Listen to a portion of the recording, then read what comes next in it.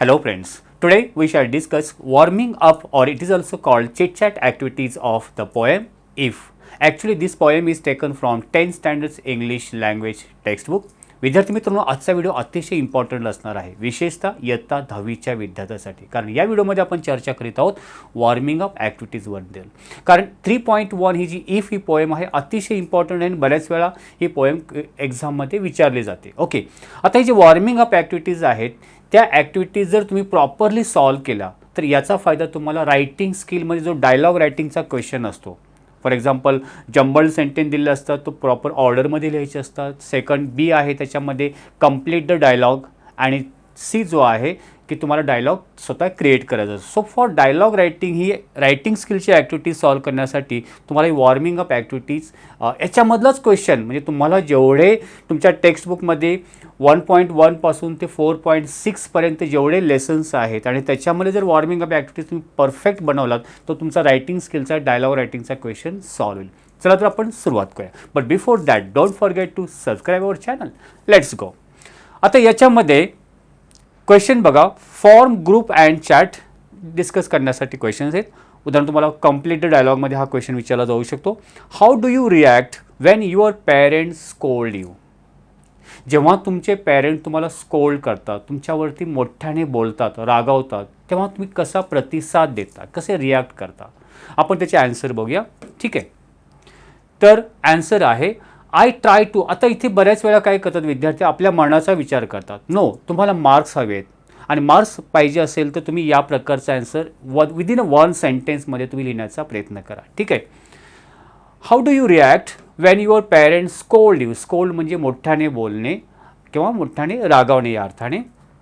I try to stay calm. मी शांत राहण्याचा प्रयत्न करतो. And think about why they are angry. आणि मी विचार करतो की ते का रागावले असावेत. Understanding their reasons. आणि त्या रागवण्या पाठीमागे काय रिझन्स आहेत, काय कारण आहेत ते समजावून घेण्याचा प्रयत्न करतो. So this way you can write answer. Next question, how do you feel Wien someone insult you? जेव्हा कोणीतरी तुमचा इन्सल्ट करतो, तुमचा अपमान करतो, तेव्हा तुम्हाला कसे वाटते? Answer, I feel hurt. माझं मन दुखावते. And upset. आणि मी नाराज होतो. When someone insult me. जेव्हा कोणीतरी माझा इन्सल्ट करतो that time I feel hurt and insulted or upset we can say. Third question, how would you react when you are cheated by your friends?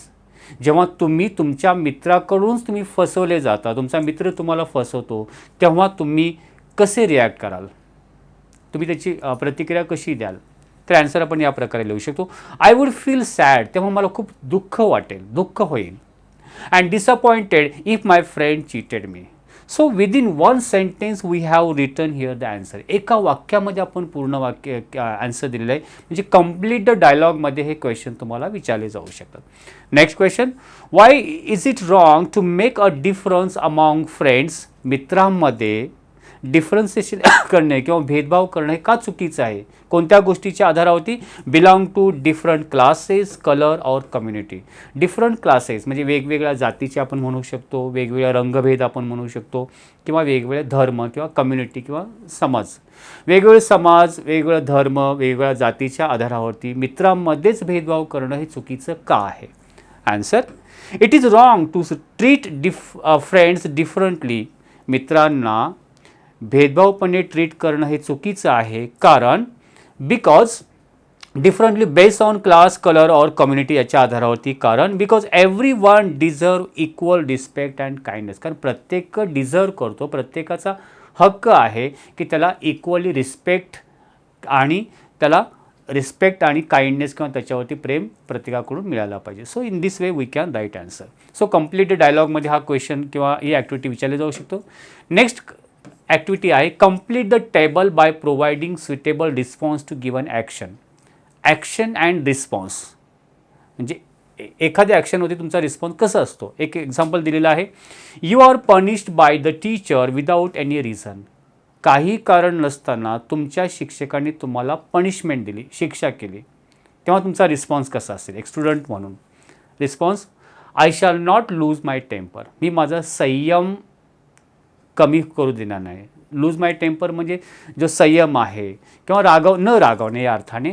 But I shall talk to teacher afterwards, नंतर मी टीचरना विचारेन की माझी काय चूक झाली. So this should be your response. आता इथे नीट लक्षात घ्या की रिस्पॉन्स अशा प्रकारे तुम्हाला लिहायचा आहे डायलॉग रायटिंगमध्ये. तुम्हाला काय वाटतं ते बाजूला ठेवा. तुम्हाला मार्क्स मिळवायचे आहेत, मॅक्झिमम मार्क्स तुम्हाला 10th मिळवायचे आहेत, याच्यावरती लक्ष केंद्रित करा. ठीक आहे. नेक्स्ट ॲक्शन आहे your friends spread rumours about you.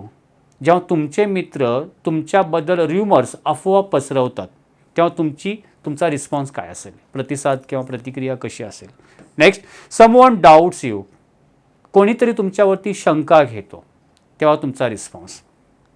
Your relatives blames you for something. एखाद्या गोष्टीसाठी तुमचे नातेवाईक तुमच्यावरती आरोप करतात. Next someone hurt you. कोणीतरी तुमचं मन दुखावतं, मग तुमचा रिस्पॉन्स कसा असेल. आता इथे आन्सर आपण बघूया. मी तिथे आन्सर दिलेला आहे. Second one your friends spread rumours about you. That time तुमचा रिस्पॉन्स कसा असायला पाहिजे.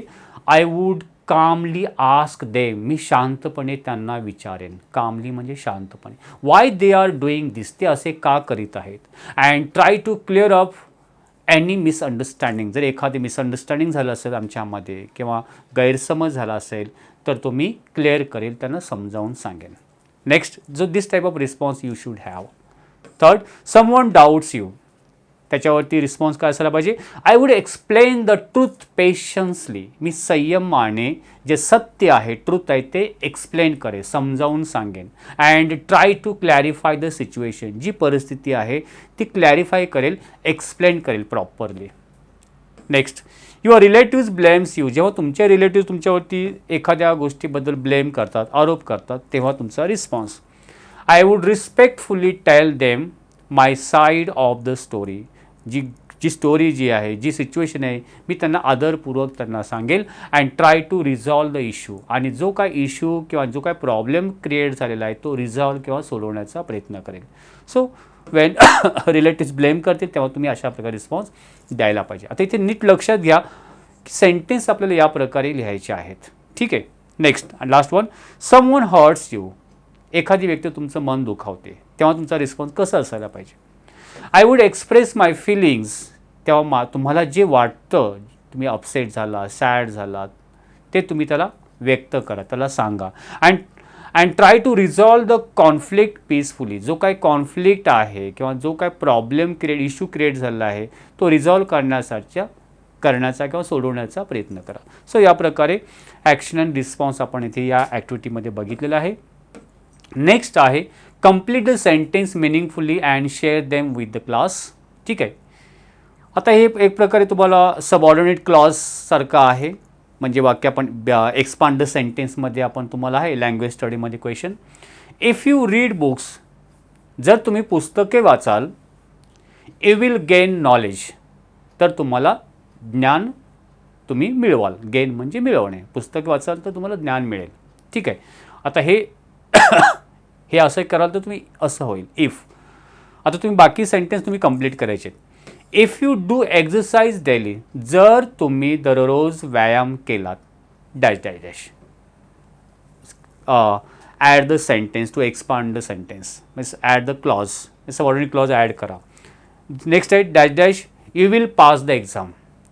डॅश डॅश केला तर तुम्ही एक्झाम पास व्हाल. आणि अशा प्रकारे तुम्ही आणखी 2 एक्झाम्पल स्वतःच्या मनाने लिहायचे आहेत. आपण आन्सर बघूया. If you read book. जर तुम्ही पुस्तके वाचाल, यू विल गेन नॉलेज. तुम्ही ज्ञान मिळवाल. Next if you do exercise daily. जर तुम्ही दररोज व्यायाम केला, you will stay fit and healthy. तर तुम्ही फिट आणि हेल्दी राहाल. आता इथे नीट लक्ष द्या. जे फर्स्ट सेंटेन्स आहे इफचं ते सिम्पल प्रेझेंट टेन्समध्ये आहे आणि पुढचं जे सेंटेन्स आहे सिम्पल फ्युचरमध्ये आहे. हे करता तर हे होईल. If you study regularly. जर तुम्ही नियमितपणे अभ्यास करता, you will pass the exam. तुम्ही एक्झाम पास व्हाल. If you eat nutritious food. आता आपल्या स्वतःच्या मनाने वाक्य तयार केलं आहे. जर तुम्ही न्यूट्रिशियस पौष्टिक पदार्थ खाल्ले किंवा अन्न खाल्लं तर you will improve your health. तुम्ही तुमच्या हेल्थमध्ये, आरोग्यामध्ये सुधारणा कराल. इम्प्रूव्ह म्हणजे सुधारणा करणे. You will succeed in life if you work hard and stay focus. तुम्ही तुमच्या लाईफमध्ये यशस्वी व्हाल केव्हा, जर तुम्ही if you work hard and stay focus, तुम्ही कठीण परिश्रम आणि लक्षपूर्वक काम केलं तर. सो अशा प्रकारे इफचे हे सेंटेन्स एक ग्रामरच्या रिलेटेड पण आपण या सेंटेन्सना म्हणू शकतो. नेक्स्ट ॲक्टिव्हिटी आहे classify the following weakness and strength. Here are some words are given. काही शब्द दिलेले आहेत आणि ते शब्द तुम्हाला क्लासिफाय काय डिवाइड करायचे आहेत. कशामध्ये? वीकनेस म्हणजे कमजोरी, आपल्यामध्ये निगेटिव्हनेस किंवा कमतरता आपल्यामधली वीक पॉईंट म्हणू शकतो. अँड स्ट्रेंथ म्हणजे आपल्यामधली पॉझिटिव्ह गोष्ट, म्हणजे आपल्यामध्ये जे स्ट्रॉंगनेस किंवा आपल्यामधला जो चांगला गुण आपण म्हणू शकतो. हां, सो निगेटिव्हिटी अँड पॉझिटिव्हिटी या अर्थाने घ्या. आता एक एक शब्द बघा. फिअर हा आपल्यामधला वीकनेस गुण आहे की पॉझिटिव्हिटी चांगला गुण आहे? भीती वाटणे. तर तुम्ही ठरवा. अगोदर मी शब्दांचे अर्थ देतो, तुम्ही हे करायचं आहे त्या कॉलममध्ये ठेवा आणि नेक्स्ट आपण मी ॲन्सर सांगेल तेव्हा तुम्ही चेक करा. ठीक आहे. कॉन्फिडन्स आत्मविश्वास, क्लॅरिटी स्पष्टता स्पष्टपणे समजावून सांगणे, कन्फ्युजन द्विधावस्था गोंधळणे, वरी चिंता, करेज धाडस धैर्य, कॉवर्डिस भित्रेपणा, कंपॅशन करुणा दया आपण त्याला म्हणतो, ब्रेवरी शौर्य, हेजिटेशन संकोचपणा, एखादी गोष्ट करू की नको अशी मनाची द्विधा अवस्था हेजिटेशन, पंक्च्युअलिटी वक्तशीरपणा, लेझीनेस आळशीपणा, अँगर राग, फेथ विश्वास, पेशन्स संयमाने, ॲम्बिशन महत्त्वाकांक्षा दृढ इच्छा, जेनरसिटी उदारता मोठ्या मनाने या अर्थाने, इम्पेशन्स उतावीळ होणे, चेअरफुलनेस आनंदित राहणे, टॉलरन्स सहनशीलता, ॲरोगन्स म्हणजे अगदी उद्धटपणे आणि अग्रेसिव्हनेस म्हणजे आक्रमकपणे. आता हे these are the qualities you can put. कोणते क्वालिटीज वीकनेस या कॉलममध्ये येतील आणि स्ट्रेंथमध्ये. तुम्ही आता डिसाईड केलं असेल. आपण ॲन्सर बघूया. ठीक आहे. वीकनेस होऊ शकतो fear, confusion, worry, cowardice, hesitation, laziness, अँगर, impatience, arrogance and aggressiveness. And स्ट्रेंथमध्ये confidence, clarity, courage, compassion, bravery, punctuality, faith, patience, ambition, generosity, cheerfulness. So these are the qualities we can use for describing any person. एखाद्या व्यक्तीचं वर्णन करण्यासाठी या क्वालिटीचा आपल्याला use करू शकतो. So these are also important words. आता आपण डायरेक्टली स्टार्ट करणार आहोत इफ पोएम. पण इफ पोएम ऑलरेडी मी शिकवलेली आहे, ते तुम्हाला पुढे सांगेन. पण या कवितेमध्ये थोडेसे डिफिकल्ट वर्ड्स आहेत, ते डिफिकल्ट वर्ड्स बघूया. त्याच्यानंतर या कवितेबद्दल मी तुम्हाला सांगेन. डिफिकल्ट वर्ड्स कोणकोणते आलेले आहेत बघा. FOE फो म्हणजे एनिमी शत्रू. इम्पोस्टर मिनिंग आहे one who deceive others by pretending to be someone else. आपण कोणीतरी दुसरेच आहोत असे भासवणारा. बहुरूपी म्हणजे फसवणारा या अर्थाने. नेव्ज याचा उच्चार आहे नेव्ज. कनिंग और डिसऑनेस्ट पीपल धूर्त किंवा अप्रामाणिक लोक त्याला नेव्ज बोलतात. ट्रिम्फ म्हणजे विजय victory winner. Next be lied about. Be lied about means someone speaking false things about another person. एखाद्याने दुसऱ्याबाबत खोट्या गोष्टी बोलणे याला बोलतात बी लाईड अबाउट. खोट्या गोष्टी पसरवणे खोटं सांगणे दुसऱ्याबद्दल. Count with you means be equally important to you. दुसऱ्यासाठी समान महत्त्वाचे सर्वांना समान महत्त्व देणे. Count with you. Don't look too good not to be perfect. परिपूर्ण नसणे खूपच हुशारती दाखवण्याचा ट्राय न करणे परिपूर्ण नसणे आता. Give weight to hating means allow hate to take control of oneself. म्हणजे तिरस्काराला किंवा द्वेषाला स्वतःवर नियंत्रण मिळवून देणे म्हणजे स्वतःमध्ये तिरस्कार तयार करणे या अर्थाने होतो. Keep one's head. Keep one's head means to avoid getting angry. राग दूर ठेवणे रागाला दूर ठेवणे म्हणजे डोकं शांत ठेवणे न रागावणे. Keep one's virtue. Keep one's goodness और मॉरल अंडर एनी कंडिशन, कोणत्याही परिस्थितीमध्ये आपल्या मला जो चांगुलपणा आहे किंवा चांगली गोष्ट आहे किंवा नैतिकता आहे ते टिकवून ठेवणे. Lose the common touch means refuse to talk to common people, सामान्य लोकांशी संवाद तोडणे, त्यांच्यापासून दूर राहणे, टाळणे या अर्थाने. Make allowance means consider what others also have to say about something, लोक आपल्यावर करत असलेल्या टीकेची दखल घेणे म्हणजे विचार करणे. To make allowance means to think about, एखाद्याबद्दल विचार करणे. नेक्स्ट काही क्वेश्चन आहे. 60 seconds worth of distance run means make good use of every second without wasting it, प्रत्येक क्षणाचा चांगला उपयोग करणे. Talk too wise means show off one's knowledge, एखाद्याच्या ज्ञानाचे प्रदर्शन म्हणजे जास्त आपण हुशार आहोत किंवा आपण खूप ज्ञानी आहोत असं शो ऑफ करणे. That is called talk too wise. To be a man, to be a man's me to be a good perfect human being, परिपूर्ण व्यक्ती बनणे. That is called to be a man. Truth twisted by someone, change the truth for some benefit, एखाद्या गोष्टीचा फायदा उचलण्यासाठी सत्यामध्ये काहीतरी फेरफार करणे म्हणजे खरी गोष्ट आहे त्याच्यामध्ये चेंज करून सांगणे. That is truth twisted by someone. Unforgiving minutes, unforgiving means time that does not wait for anyone, असा वेळ जी कोणासाठी थांबत नाही म्हणजे इम्पॉर्टंट टाईम, कोणासाठी न थांबणारा असा हा काळ. So these are the some of the important or the glossary we can say from this poem. If आता ही जी पोएम आहे मी ऑलरेडी या पोएमवरती इफवरती लेसन हे एक डिटेल एक्सप्लेनेशन मराठीमध्ये देणारी एक व्हिडिओ बनवलेला आहे तो तुम्ही बघू शकता. ॲक्च्युली हा व्हिडिओ जवळजवळ 75,000 75K स्टुडंट्सनी ऑल ओव्हर महाराष्ट्रामध्ये बघितलेला आहे. खूप डिटेलमध्ये मी एक्सप्लेन केले, लाईन वाईज एक्सप्लेनेशन मराठी इंग्लिशमध्ये केलेलं आहे. ठीक आहे, याची मी लिंक देतो किंवा आता डाव्या साईडला तुम्हाला ते हे व्हिडिओची आलेलं असेल तिथे तुम्ही क्लिक करू शकता किंवा डिस्क्रिप्शन बॉक्समध्ये लिंक देईल.